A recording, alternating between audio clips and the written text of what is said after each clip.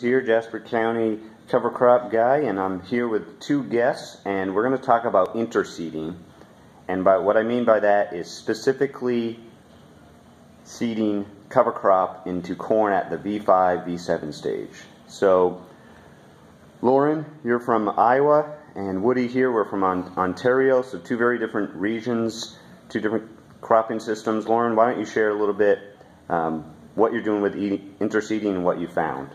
We've been dropping in annual ryegrass, 3 different clovers, radish rape for the last 5 years. We keep adding everything every year. The thing I like, what I'm seeing, is it's the first time I feel like we're on a proactive approach.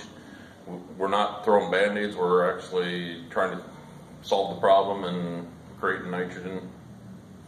All right, and Woody, for you, Ontario, you're pretty far north, so cover crop is probably a serious challenge to get in after harvest. What are you finding with interseeding? Well, my goal has been to have something growing green at all times as much as possible, and like you said, after the corn harvest, it's difficult to get something established.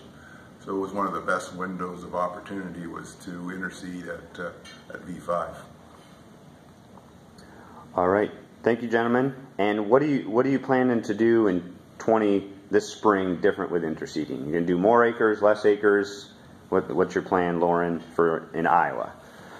I've been 100% the last 2 years. The biggest change I'm gonna do for 2016 is we're gonna go to row banding our chemical with the planter, and we're gonna interseed drill all our seed, hopefully. Okay, so you're drilling it on, and how many acres of interseeding are you doing? You plan to do this spring? We'll end up doing about 1,000 acres total. All right, so you're jumping in big. All right, Woody, what about you?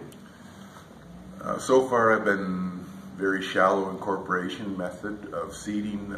This year, I plan on switching to a double disc opener and trying to get it into the soil better established. Would probably save a little bit on seeding rate and seeding costs that way. Right, and how many acres are you aiming to do this spring?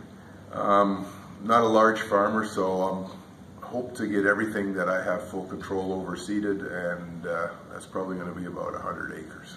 Okay, yeah, no, I think it's, for you guys who have tried it for a couple of years, you got the herbicide program figured out, you're taking it to the next level, and that's pretty important to grow slowly.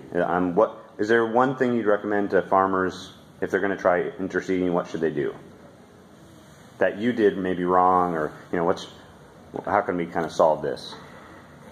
Look at your herbicide program first of all. Second, buy a bag of seed. Reason it out. Think what will work in your area. What works in my area probably is not going to work in Woody's area. You have to really start studying the cool season broadleaves, the cool season grasses that cooperate with a warm season grass, warm season broadleaf. Yeah, what about for you, Woody?